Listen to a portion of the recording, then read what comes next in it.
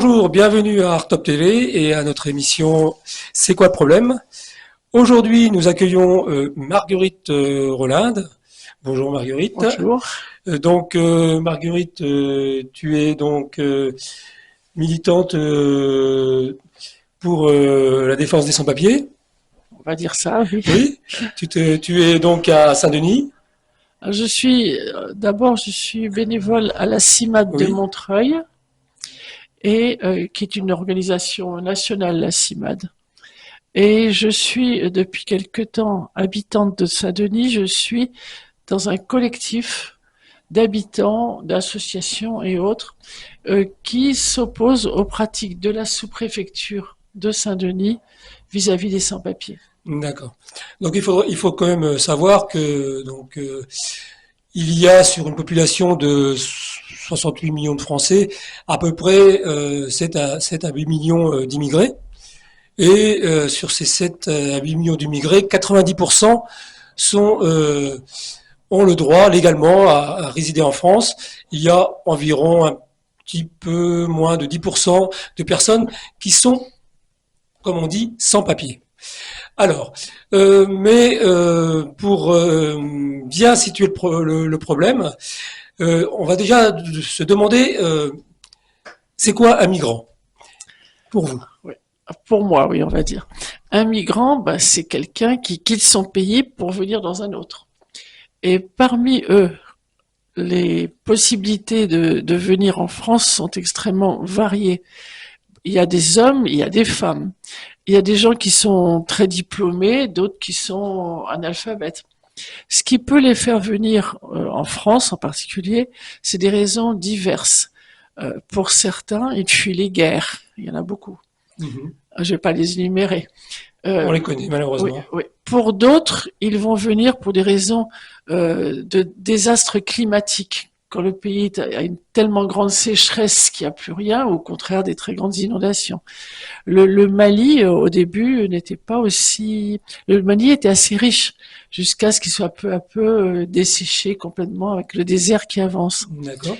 D'autres vont venir pour des raisons économiques qui sont liées aux deux premières raisons, mais parce qu'ils n'ont plus de travail, qu'ils ne peuvent plus nourrir leur famille, et ils viennent comme ça.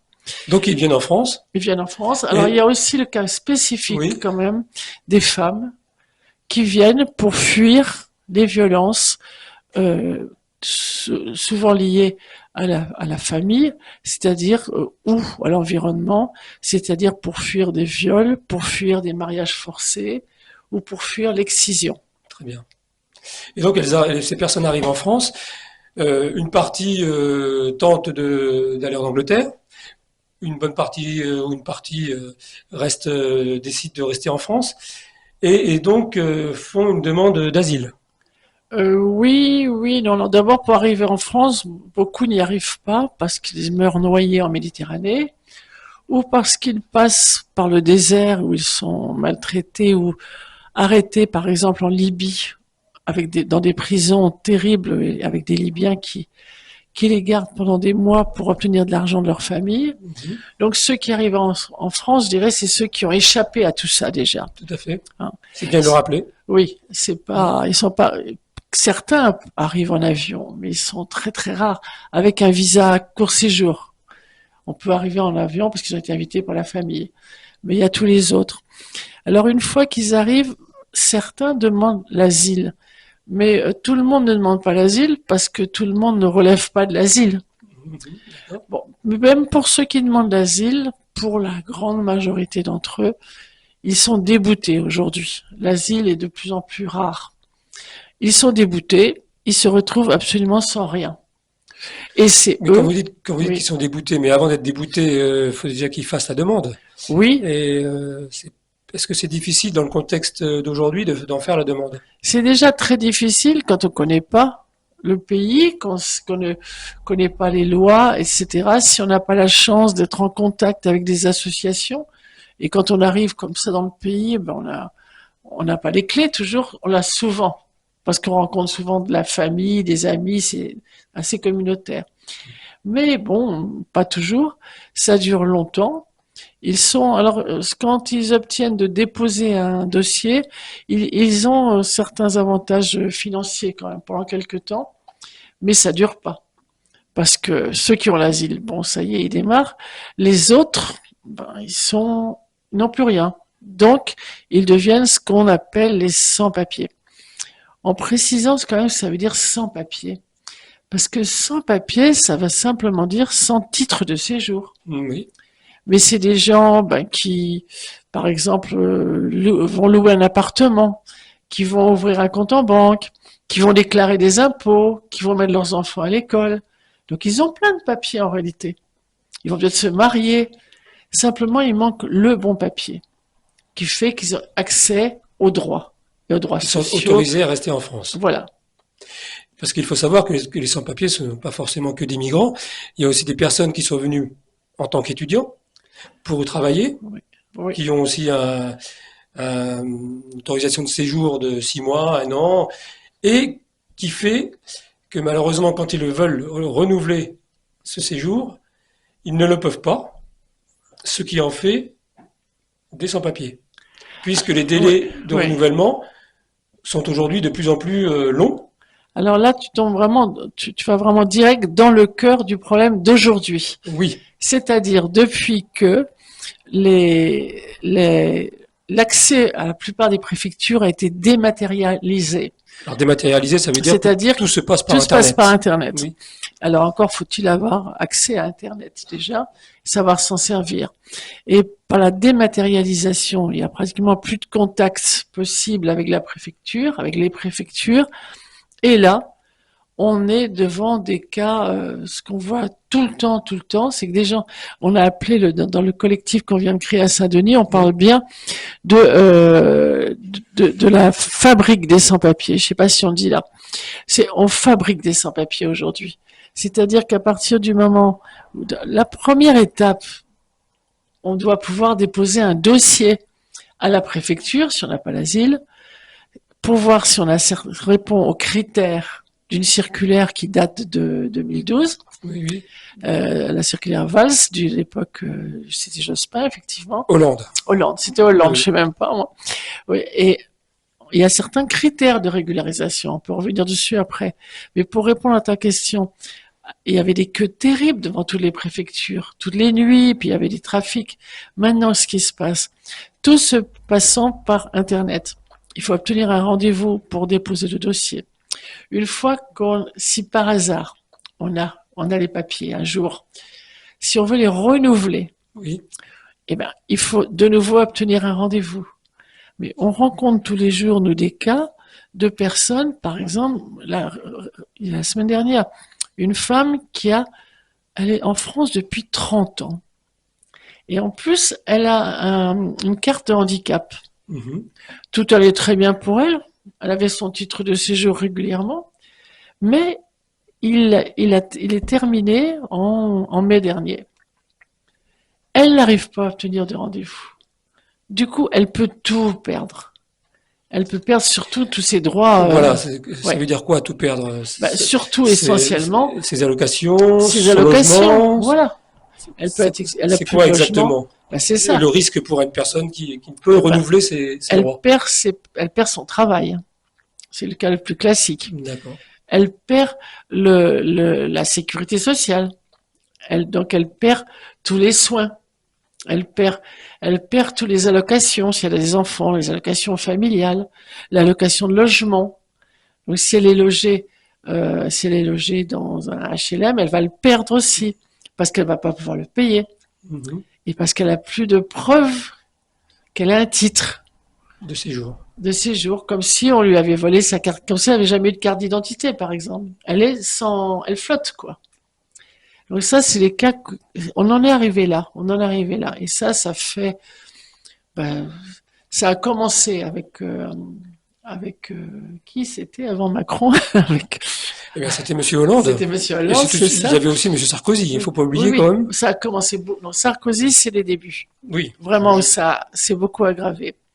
Et puis Macron a tout bloqué là, en particulier avec la dématérialisation. D'accord. Mais ce qu'il faudrait peut-être revenir quand même, c'est ces gens quand ils arrivaient, quelle chance on a d'avoir un titre de séjour un jour. Avoir un titre de séjour, c'est pouvoir travailler, c'est pouvoir demander des allocations, c'est pouvoir se déplacer, c'est pouvoir aller voir sa famille, Mettre ses enfants à etc. l'école aussi, Non, peut-être? non. Les enfants sont scolarisés de fait. Il y a de Si, plus en plus de mal à, bah c'est dans pas certaines, légal. oui, je sais, mais comme les écoles sont surchargées, parfois Oui, les mairies oui, refusent, oui, mais il faut bien, refusent d'inscrire les enfants ça oui. à Mais l'école. ça, on peut protester. Un enfant, l'enfant est protégé, quel qu'il soit, quelle que soit sa situation. Les enfants ont ce qu'on appelle la protection subsidiaire jusqu'à leur Et je majorité. t'arrête parce qu'il y a quand même beaucoup d'enfants, l'actualité nous l'a rappelé récemment, qui dorment dehors avec leurs parents. Bien sûr, ils ont la protection, c'est-à-dire on ne peut pas interdire à un enfant d'aller à l'école, on ne peut pas interdire de soigner un enfant, on ne peut pas, un enfant a ce minimum de droits, on ne peut pas l'expulser, donc il a un minimum de droits. Mais bien sûr, il ne peut pas lui-même louer un logement, il ne peut pas lui-même être logé quelque part. Donc ça passe par ses parents. Donc c'est une victime collatérale, C'est comme on ça, aime à le dire de exactement. plus en plus. Exactement. Alors, ce qui est assez intéressant quand même du point de vue des enfants, qui est assez sympa, je trouve, c'est que bon, il y a des petites filles qui arrivent en France, qui peuvent prouver que dans leur communauté ou dans leur pays ou autre, elles risquent l'excision. Et dans ce cas, elles ont l'équivalent de l'asile, même si à cet âge-là, c'est pas l'asile. Et du coup, leurs parents, ne pouvant pas laisser l'enfant seul, peut obtenir un titre sur cette base-là. Et ça, c'est déjà une chose positive. Tout à fait, Oui. oui. Et on a vu plusieurs cas comme ça. Et je voulais en revenir par rapport au dossier pour être soit pour être régularisé, soit pour avoir un titre de séjour. J'ai lu dans vos communiqués que parfois les préfectures demandaient d'autres papiers en dehors des papiers légaux qui étaient demandés. Tout à fait. Et quels sont ces papiers et pourquoi Alors, il faudrait d'abord faut-il savoir cela? quels sont les papiers qu'il faut. Peut-être que, Oui, oui, oui, on voilà. peut. Je vous en Oui, prie. parce qu'il y a plusieurs manières d'être régularisé. Régularisé, c'est avoir un titre, hein. C'est avoir un titre de séjour. Tout à fait. Alors, la première régularisation, c'est avoir un récépissé. Et il faut souvent 4 ou 5 récépissés, renouvelables tous les 2 mois, Mais qui ne donne droit à rien. qui ne donnent, et qui ne donnent, Ni au travail. et qui ne donnent pas droit au travail. Alors qu'une des catégories de la régularisation pourrait être régularisée conformément à la circulaire de 2012, qui n'est pas encore abrogée. Elle va l'être, je pense, là. Mais elle n'est pas encore abrogée. Un des plus gros paquets, c'est régularisation par le travail. Et même si on obtient, et je peux vous dire plus précisément comment, même si on obtient la régularisation par le travail, qu'on a un récépissé, ce récépissé ne donne pas droit au travail.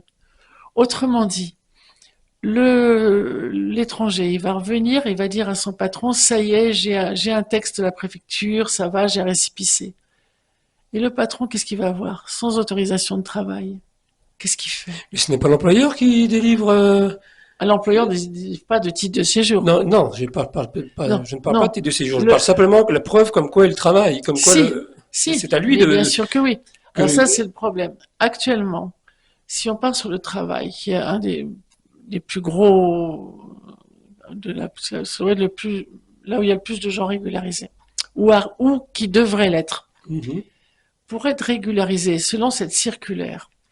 Alors c'est là où il y a un truc complètement, je dis schizophrène ou Parlez de kafkaïa, tout laquelle ce que vous circulaire de voulez. 2012 toujours? Oui, Pas celle qui vient de sortir sur les métiers en tension. non, la D'accord. circulaire de 2012. Pour être régularisé par le travail, première chose, 5 ans de présence en France. Dans les 5 premières années, vous vous débrouillez. Au bout de 5 ans de présence en France, je précise que la circulaire est celle du ministère de l'Intérieur. Je dis pas par hasard. Mhm. Parce que le ministère du Travail refuse de laisser embaucher quelqu'un qui n'a pas de titre de séjour. Donc cherchez l'erreur. Le ministère du Travail dit, on ne peut pas embaucher quelqu'un qui n'a pas de titre. Le ministère de l'Intérieur dit, pour vous régulariser, au bout de 5 ans de présence, si vous avez 8 fiches de paye et un CERFA, c'est un formulaire qui demande l'autorisation d'embaucher un travailleur étranger. Si vous n'avez pas ces 2 papiers, vous ne serez pas régularisé, mais si vous l'avez, vous serez régularisé. Donc c'est quand même complexe. Tout à fait, oui, oui. Vous voyez, c'est le ministère de l'Intérieur contre le ministère du Travail, quoi. Et en parlant de fiche de paye, il faut aussi un minimum d'un demi du SMIC. Oui, Aussi, oui, oui, faut quand même aussi oui, oui, oui, pouvoir justifier oui, d'un minimum de salaire pour oui, oui. pouvoir Et puis, être régularisé. je dirais ça à juste titre, il faut que l'entreprise prouve qu'elle est légale et en particulier qu'elle paye ses charges à Oui, l'URSSAF. bien sûr, parce qu'un employeur, quand il emploie un travailleur étranger, Oui. il paye une taxe. Alors, Il en paye une taxe à plus, l'État. oui, mais ça, alors il paye une taxe qui n'est pas très logique, mais il la paye une fois que la personne a son titre, hein, une fois que la Oui, personne a gagné, hein. bien sûr, puisque Mais la question n'est sinon pas tellement là. il est travailleur au noir. Ouais, bien sûr. Mais Donc, la question essentielle, c'est que quand même, et c'est là où on comprend la logique du ministère de l'Intérieur, c'est une question de pognon. C'est que l'intérêt, c'est que l'entreprise ne peut pas, et ça je trouve ça normal, moi, ne peut pas déclarer quelqu'un sans payer les charges à l'URSSAF. C'est normal. oui, tout à fait. Parce que ce qui se passe, qu'on voit quand même assez souvent, c'est des gens qui arrivent, des sans-papiers, qui ont leur fiche de paye et qui ont le CERFA. Et on envoie le dossier au ministère, il y a eu plusieurs structures, mais ça c'est pas très important, qui se rendent compte que l'entreprise n'a pas de réalité, que c'est des truands, quoi, qui disent ça, qui font payer les charges par celui qui veut des papiers, mais qui ne les donne pas à l'URSSAF. Et donc il y a tout un trafic qui se met en place de patrons. Et là, qu'est-ce qui se passe dans ces cas-là? Normalement, le patron doit payer des amendes. Mais ce qu'on voit en général, très largement, c'est que c'est le sans-papier n'est pas régularisé Qui est criminalisé. et il a perdu tout son argent. Il a tout donné au faux patron. Et pourquoi tu crois que on puisse pas faciliter la régularisation de ces travailleurs Ah ben on se sans bat pour papier? ça, bien sûr, mais on se bat, mais parce que les patrons, c'est pas ceux qui sont visés par tout ça, c'est les employés. Et ça, c'est toute la question du travail au noir aussi. C'est toute cette question qui se pose. Et c'est là où il s'est passé quelque chose une grosse évolution. Au début, on parlait pas de sans-papiers, on parlait que de clandestins. Et puis, ces clandestins ont commencé à se regrouper et à agir, et ils ont commencé à revendiquer d'être nommés sans-papiers, ce qui n'est pas l'idéal, parce que je vous dis, ils en ont des papiers en fait, mais et pas clandestins, parce que justement, ils travaillent, qu'ils ont une vie, que leurs enfants sont à l'école, etc., etc.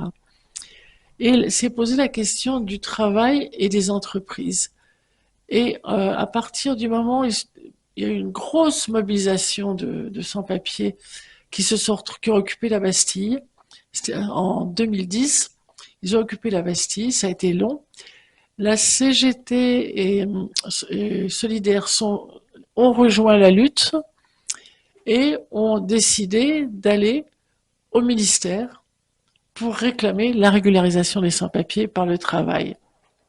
C'était quelque chose de tout à fait nouveau parce que c'était une alliance qui se créait entre les syndicats et les sans-papiers. Et c'est à partir de ce moment-là que les grandes luttes ont pu commencer. Et pourquoi les syndicats ont décidé de bouger comme ça? Je t'écoute. Eh bien, tout simplement parce que, en fait, à partir du moment où on obtenait pour des gens étrangers sans papier d'être déclarés et qu'on payait des charges pour eux, on était bien obligé de faire pareil pour les travailleurs français. Ou alors c'est eux qui devenaient de deuxième zone. Donc pour tout éviter le dumping social. Voilà. Donc, le grand avantage, c'est que ça a permis d'être une lutte commune des étrangers et des Français contre le travail au noir. Et du coup, les syndicats ont suivi. Et pourquoi ce combat n'est pas poursuivi par par les politiques? Alors, ce combat est suivi par certains politiques, on peut pas dire par aucun. Oui, mais c'est une frange très minime du Mais oui, spectre. mais parce que le système politique français favorise quand même très très largement, je vous cache rien, tout le monde le sait, un certain mode de fonctionnement de la société qui est fondé quand même sur un capitalisme très pur, très dur, très libéral. Je sais pas, Macron, il était chez Rothschild avant. Tout à fait. Je veux dire, voilà, et Il en a fait qu'on du chemin. on n'est pas prêt, on n'est pas prêt. Les politiques qui ont le pouvoir aujourd'hui ne sont pas prêts à exiger des grands patrons, des gros groupes, etc., de ne pas avoir de travailleurs au noir. Donc, ils, euh, ils choisissent consciemment Ah bah oui, de créer une population précarisée. ah bah oui. Et je crois qu'on va revenir beaucoup vers ça. À partir du moment où plus largement, je peux te parler des autres catégories, à partir du moment où plus largement être régularisé deviendra quasiment impossible, à partir de ce moment-là, les gens ils vont pas rentrer chez eux. S'ils sont venus, c'est qu'ils n'avaient pas le choix. Ils peuvent pas rentrer chez eux. Les gens, ils ne partent pas par plaisir de chez eux. Ils laissent des enfants, ils laissent une vie. Ils ne peuvent pas. En plus, ils ont un rôle très important, c'est que tout l'argent qu'ils gagnent, Voilà, je voulais en ils venir. l'envoient au pays. Quelle est la part Le chiffre, je ne saurais pas vous le dire. Ce ouais. que je sais, c'est que la somme principale qui part au pays, c'est pas l'aide au développement, c'est l'argent des immigrés. Mhm. C'est les chiffres, faut pas me Mais il faut demander. aussi dire que une part bien sûr pour aider leur famille Oui, en Afrique ou en Asie, oui, oui, oui. mais une bonne part aussi également est dépensée en France Bien sûr, parce que pour notre économie. exactement, hein, parce qu'en plus, ce qu'ils Non, parce que essaient, souvent on entend bien sûr, qu'ils non, profitent oh non, de l'argent en France pour construire des effectivement, maisons. ils construisent pas les maisons. Voilà, Non, non, mais non, bien sûr, tous ces clichés qu'on non, entend. la plupart s'installent en France et deviennent à terme, pour les mieux, français Mhm. d'ailleurs. Ils sont destinés à devenir français. Leurs enfants seront français, ils seront français. Mais ils seront français comme toutes ces vagues d'immigration qu'on a connues depuis que la France s'appelle la France.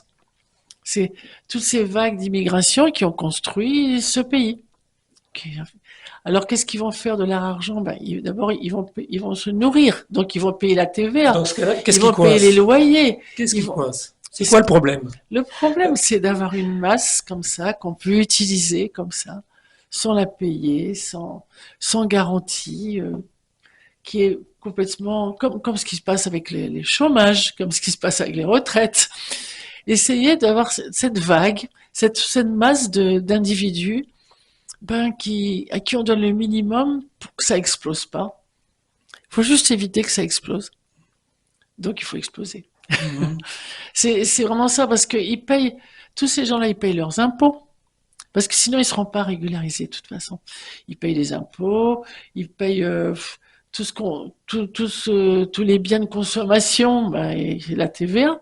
Ils payent leur loyer. Donc, bien sûr, ils participent de l'économie française comme les autres, avec le peu d'argent qu'ils ont. Ça, c'est vrai. S'ils n'ont pas un sou, ils payent moins. Et c'est ça la question. Mais plus ils auront, plus ils consommeront. Ça, c'est une logique. Et comment vous faites alors pour essayer, tenter de faire, faire avancer cette cause auprès des pouvoirs publics? Alors d'abord, on essaye de façon pragmatique de résoudre la question pour tous ceux qui entrent dans les critères. C'est un peu un choix. Bien sûr. Moi, j'ai été à une époque où on parlait régularisation de tous les sans-papiers. Moi, je me suis beaucoup opposé à la CGT là-dessus, qui disait régularisation des travailleurs. Et puis la réalité m'a rattrapé. Quand on voit des femmes qui arrivent sans papier, avec leurs enfants, qui savent pas comment manger, etc., des femmes seules, Qu'est-ce qu'on lui dit? Ah ben, attends, entre dans la lutte et quand on aura gagné la lutte, tu auras des papiers? On dit pas ça. Mhm. On dit bon, je vais voir si je peux te faire régulariser. C'est logique. Oui, l'urgence prime. Et il y a encore cette circulaire qui donne certains critères. Et par exemple, il y a toujours ces 5 ans quand même. Il y a toujours ces 5 ans. Hein. Ces 5 Ouais, ans, on peut avec rien. les médias en tension, maintenant c'est 3 ans. Hein. Oui, mais il y a pratiquement pas de métier en tension. Mhm. On voit que c'est jamais les bons. Donc Bah, ça sert pas de à toute grand façon, chose. déjà 3 ans, c'est déjà beaucoup. C'est déjà beaucoup. Ça peut être 3 ans par le travail pour quelqu'un qui a 24 fiches de paye. Mm, tout à Il y en fait. a pas beaucoup. Non. C'est pas la majorité. Et puis il y a quand même, on peut régulariser par la famille. Et ça, il y a une voie qui est très intéressante qu'on utilise au maximum, c'est tous ceux qui ont des enfants scolarisés depuis 3 ans. Parce que on considère qu'au bout de 3 ans, ils vont continuer leurs études enfants. Et ça, c'est toute une voie qui s'est ouverte par la circulaire Valls toujours. Donc ça, c'est une voie vraiment qu'on essaye d'exploiter au maximum. Alors sinon, il y a ceux qui sont malades quand même. Et là, il y a des cas particuliers. Par la maladie, c'est beaucoup plus rapide. Mais c'est très difficile parce qu'il faut prouver que la personne a une maladie, mais ça, à l'hôpital, ils le prouvent en général assez facilement, mais une maladie qui ne peut pas être soignée dans le pays. Et on est confronté évidemment à des pays comme la Tunisie, je vais dire, qui a des des très bons hôpitaux, ou l'Algérie. Il y a des très bons hôpitaux, sauf que personne ne peut le payer. Donc ils ne peuvent pas être soignés. Et puis en même temps, enfin, je parle pour l'Algérie, mais la plupart des médecins, beaucoup de médecins maintenant sont en France. Oui, non, mais il y en a là-bas quand même. Oui, mais Et puis s'ils sont en France, je dirais tant mieux, parce que justement, ça fait partie des avantages de l'immigration, qui fait que c'est pas qu'un problème, mais que ça pourrait résoudre beaucoup de problèmes qu'on a nous en France. Si on acceptait que les médecins qui viennent de l'étranger aient le même titre plus rapidement, puissent avoir comment ça s'appelle, une concordance pour être tout de suite médecin au lieu d'être mis comme garde-malade. Si on acceptait dans les crèches, dans l'éducation, dans tous les services publics, si on pouvait accepter tous ces gens qui arrivent, tous ces enseignants, ces artistes, tous ces artistes qui viennent de l'étranger, ben ça pourrait être une super richesse et ça pourrait résoudre pas mal de nos problèmes. oui, mais ça engendrerait aussi une plus grande pauvreté pour les pays qui ont formé ces élites et qui les voient partir. Je suis d'accord, mais c'est pas à moi d'avoir. Moi, je suis française. Oui, Moi, je revendique le droit d'avoir le droit d'aller en Algérie si j'ai envie. Je revendique le droit d'aller travailler en Chine si j'ai envie. Donc, je revendique le même droit pour ceux qui viennent chez moi. tout à fait.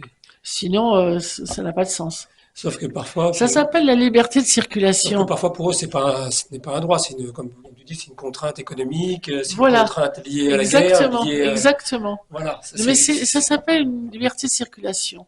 Et puis la deuxième réponse à cette question-là, c'est qu'ils ne viendraient pas si on ne les avait pas rendus leur pays si pauvres. Il y a un exemple, mais qui est incroyable. Vous savez, pour tous les composants qu'il y a dans les téléphones, tout ça, il y a besoin de cobalt.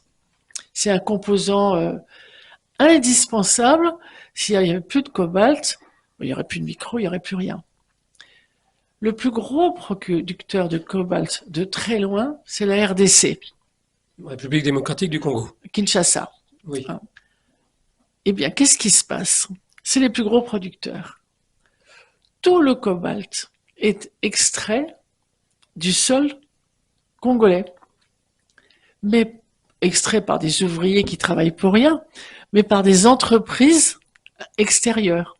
Oui, lesquels, par exemple? Alors non, moi j'ai découvert parce que je ne savais pas. Maintenant, c'est la Chine qui est le plus gros. Oui, la Chine elle commence à Oui, s'implanter très oui. très Et bien en ça, je ne le Afrique. savais pas. J'avais sauté. Mais oui, mais peux vous donner un autre cas.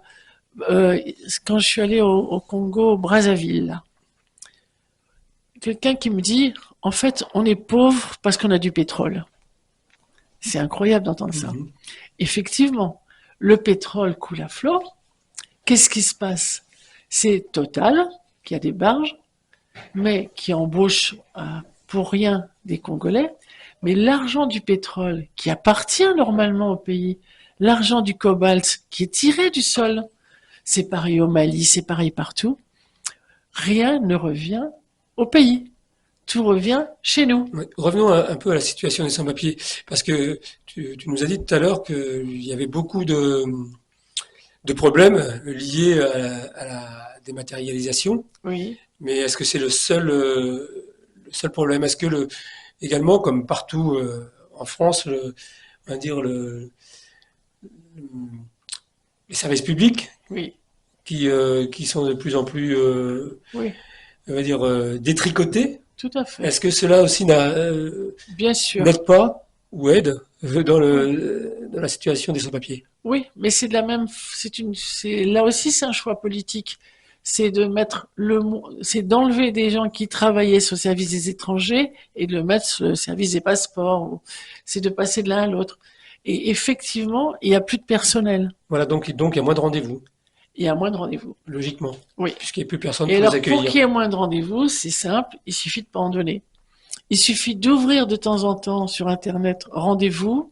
Alors on voit rendez-vous, on clique des yeux, c'est génial, génial. Donc ils ne peuvent pas prendre rendez-vous tous les jours. Il y a des Ah non, fenêtres non, de il y a les rendez-vous. fenêtres et quand on l'ouvre, et moi j'ai essayé parce qu'il y a des gens, je me dis bon, je vais les aider, mais moi j'ai renoncé.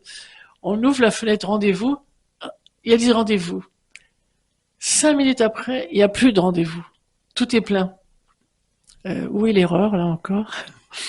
C'est et là c'est quasiment de notoriété publique depuis des années qu'il y a des trafics.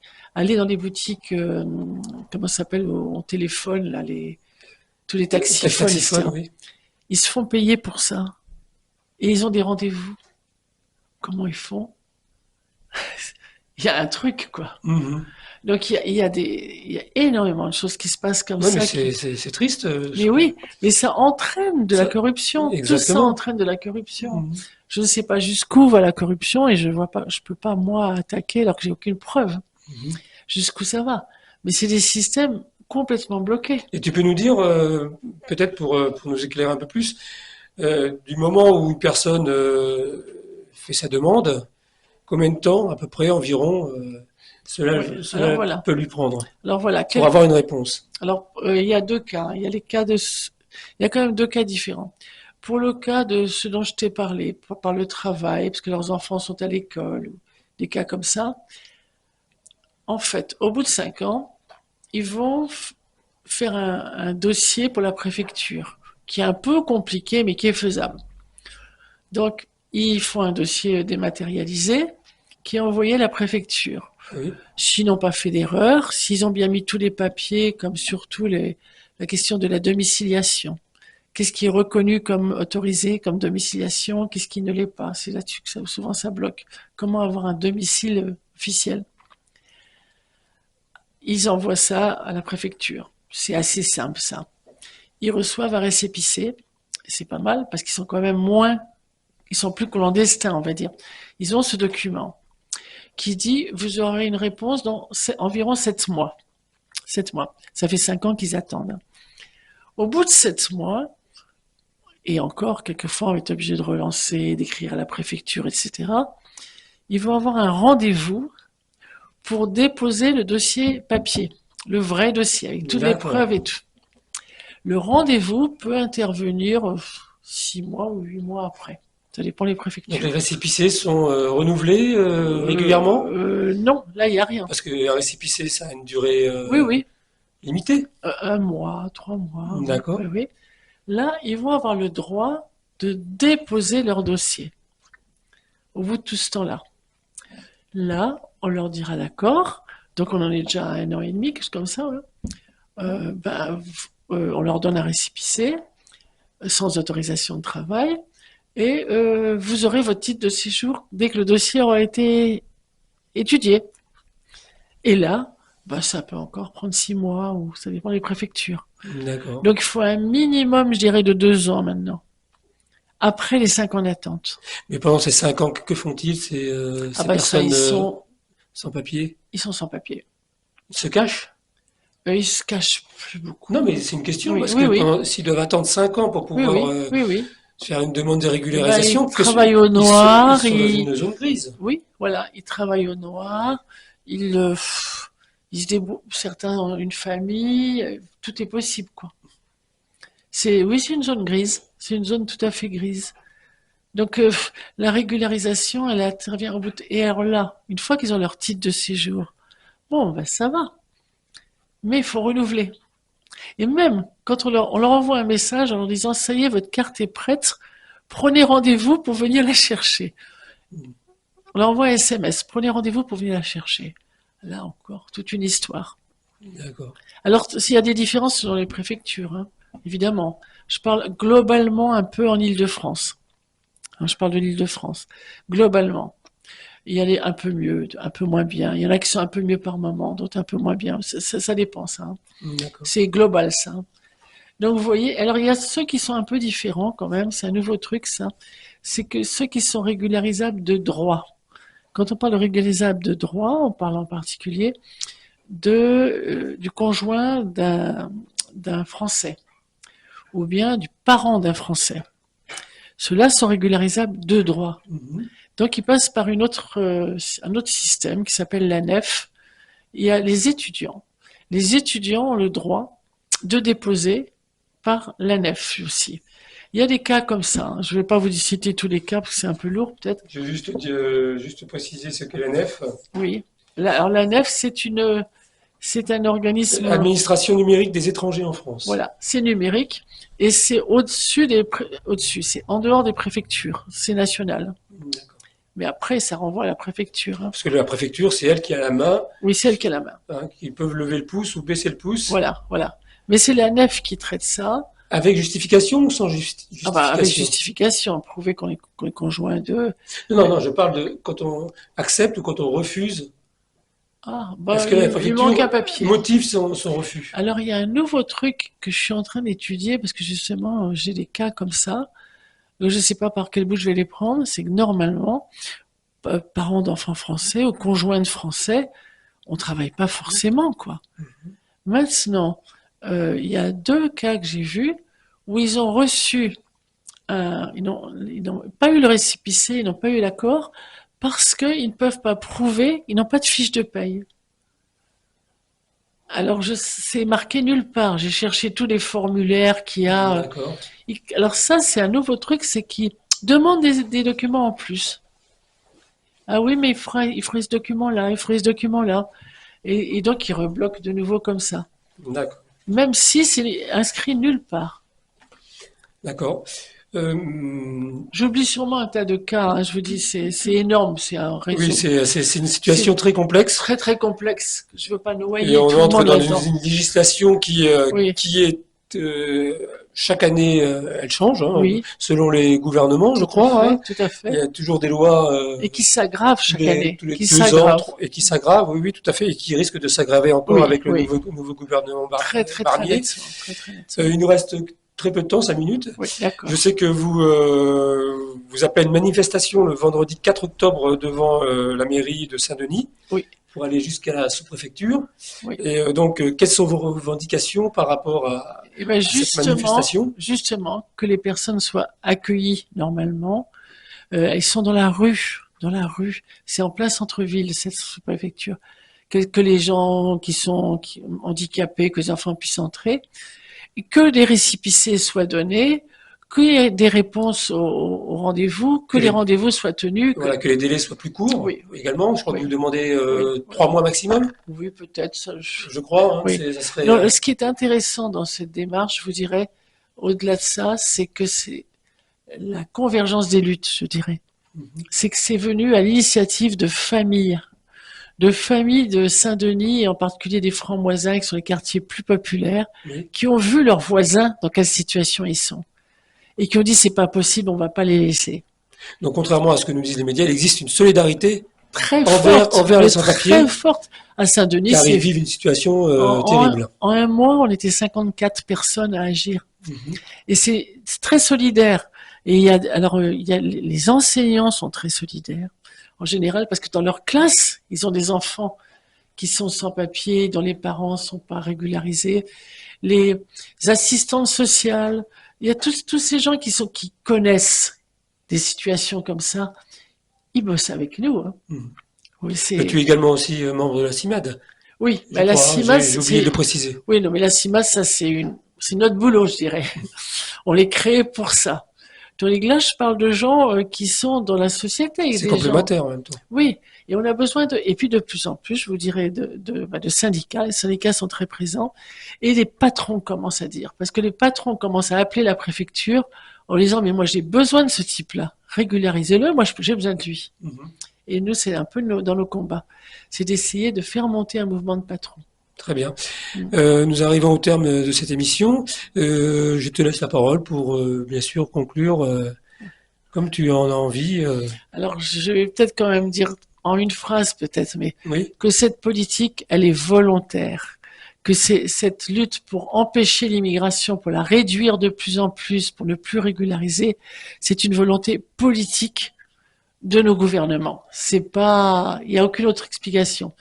Et que pour la faire passer, pour que ce soit acceptable dans la population, ça suppose de montrer l'immigré comme ce qu'il n'est pas, De le stigmatiser. de le stigmatiser Oui. comme un délinquant et comme un délinquant, comme un terroriste, en assimilant complètement cette islamophobie qui se développe de plus en plus partout en France. Mhm.